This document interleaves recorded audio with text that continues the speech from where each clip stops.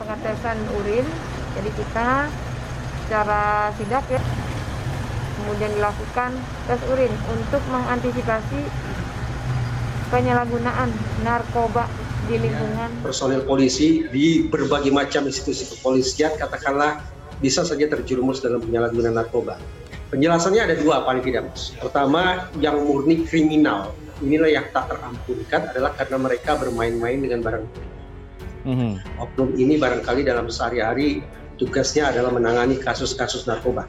Akses mereka ke bandar, akses mereka ke narkoba tampaknya lebih mudah daripada personil-personil lainnya. Nah, kemudian terjadilah penyimpangan. Oknum yang menangani kasus narkoba ini kemudian berbuat nakal, berbuat jahat dengan menggunakan narkoba tersebut. Kami juga meminta kepada seluruh jajaran kami untuk tidak bermain-main dalam penyalahgunaan narkoba ini. Dan ingat komitmen Pak Kapolri, kalau kita akan tidak tegas siapapun anggota yang terbukti bersalah. Dan itu sudah ditunjukkan oleh Pak Kapolri ketegasan tersebut. Sebuah apresiasi untuk Polri yang sudah mengungkap kasus ini, dan yang luar biasa istimewa adalah menyampaikan ke publik perihal adanya oknum mereka yang sudah menyalahgunakan narkoba.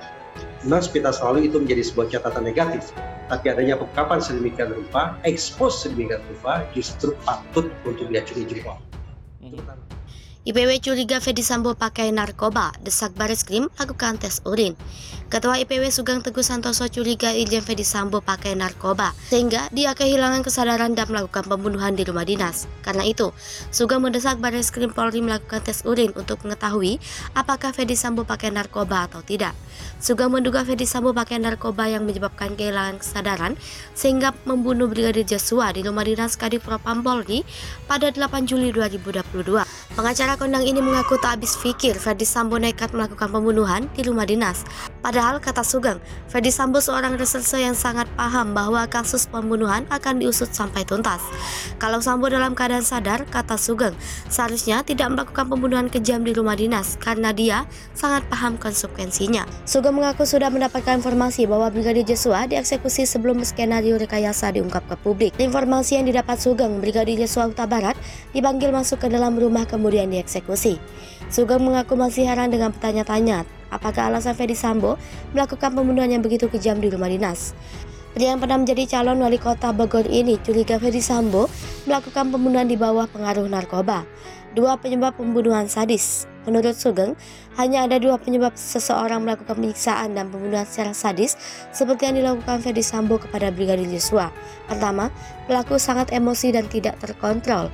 Kedua, yang bersangkutan kehilangan kesadaran akibat pengaruh narkoba. Alasan pertama, menurut Sugeng, kurang logis sebab peristiwa awalnya terjadi di Magelang. Jika Sambo sangat emosi, dia bisa saja melakukan pembunuhan di Magelang pada 6 Juli. Faktanya, pembunuhan malah terjadi 2 hari kemudian di rumah dinas Kadif Propam Polri tepatnya pada 8 Juli 2022. Seharusnya, kata Sugeng, 2 hari itu emosi Ferdy Sambo sudah bisa reda. Kalaupun Sambo tetap berniat untuk melakukan pembunuhan, maka 2 hari itu bisa dimanfaatkan untuk melakukannya dengan cara yang lebih halus. Atas dasar itu, lanjut Sugeng, alasan kedua lebih logis Sambo diduga menggunakan narkoba sehingga kehilangan kesadaran dan melakukan pembunuhan di rumah dinas. Bisa pula Sambo emosi di Magelang, tapi masih bisa menahan diri. Lalu dia menggunakan narkoba. Tujuannya untuk menenangkan pikiran, tetapi yang bersangkutan justru kehilangan kesadaran sehingga melakukan pembunuhan.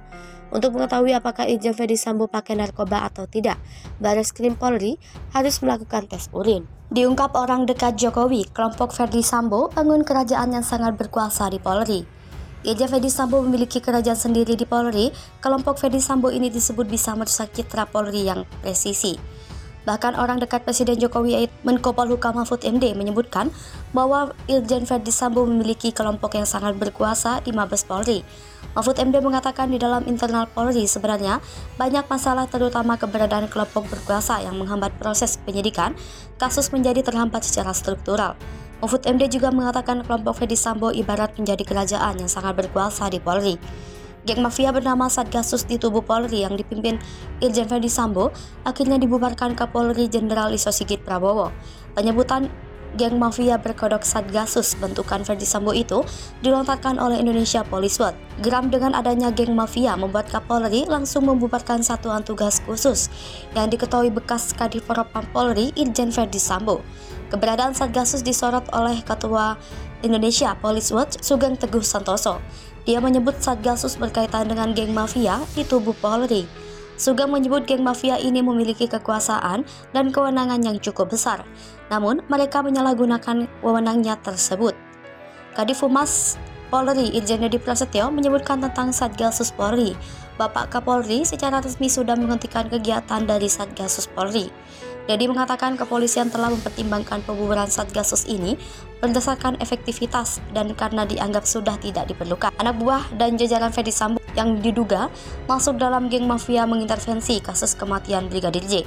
Hal itu membuat Ketua Indonesia Police Watch Sugeng Teguh Santoso mendesak Kapolri Jenderal Listio Sigit Prabowo sikat habis kelompok pendukung mantan Kadif Propam Irjen Ferdi Sambo. Kelompok itu diduga memberikan perlawanan dalam penuntasan kasus kematian Brigadir J. Sugeng mengatakan bahwa Ferdi Sambo memang cukup memiliki pengaruh di Korps Bayangkara, sebab puluhan anggota Polri ikut terlibat dalam mempengaruhi penyelidikan awal kasus pembunuhan Brigadir J. Menurutnya, pengaruh Sambo di internal Polri tak terlepas dari posisinya yang menjabat sebagai Kadif Propam dan Kasat Gasus Merah Putih. Namun, saat ini Ferdi Sambo sudah dicopot dari jabatan tersebut.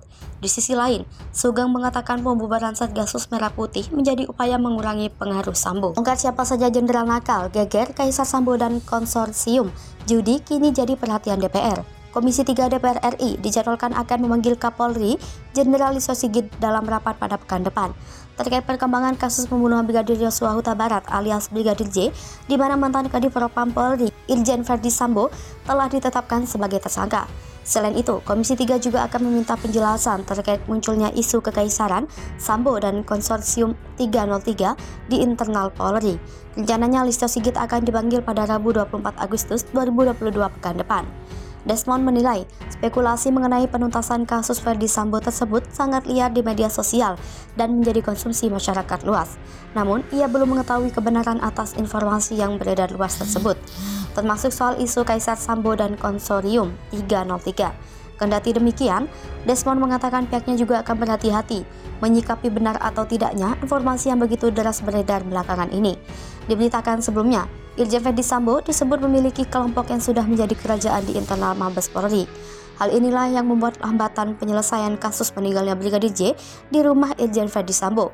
Ultimatum Kapolri Jenderal Sigit pecat Kapolda. Banding Kapolri Jenderal Polisi Listio Sigit Prabowo menyasar anak buahnya. Listio Sigit akan mencopot Kapolda dan Kapolres yang tidak serius memberantas judi. Ancaman Kapolri tidak main-main menyoroti maraknya perjudian, termasuk judi via online.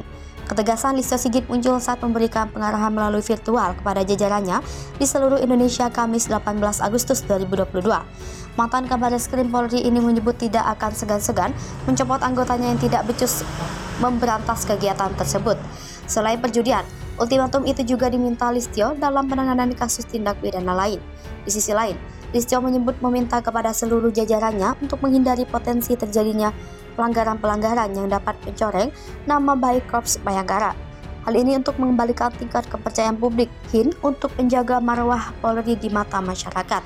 Untuk informasi, kasus pembunuhan Brigadir J yang akhirnya menyeret mantan Kadif Propam Mabes Polri Irjen Ferdi Sambo memunculkan beragam rumor, termasuk masalah konsorsium 303 atau judi. Adapun konsorsium 303 judi merujuk pada pasal 303 KUHP menyangkut perjudian. Kapolda Sumut mengaku tak pernah terima uang dari bandar. Kapolda Sumut Irjen Pol RZ Pancaputra Simanjuntak berjanji akan memberantas seluruh aktivitas perjudian di Sumut, baik judi konvensional maupun online. Jenderal Polisi Bintang 2 itu pun memastikan bahwa dirinya bersih lantaran tak pernah sama sekali menerima uang suap dari para bandar judi. Ditegaskan mantan Direktur Penyidikan Komisi Pemberantasan Korupsi itu menyebut judi merupakan penyakit masyarakat yang harus benar-benar diberantas. Pasca menjelaskan bahwa dalam beberapa bulan terakhir pihaknya gencar memberantas judi. Terakhir, ia turun langsung menggerebek lokasi judi online di warung warna-warni yang berada di Kompleks Cemara Asli, Kecamatan Percut, Seituan. Bahkan kini pihaknya telah memblokir 107 rekening milik ABK. Tak main-main, Polda Sumut pun mengaku telah bekerja sama dengan PPATK guna menelusuri aliran uang judi tersebut.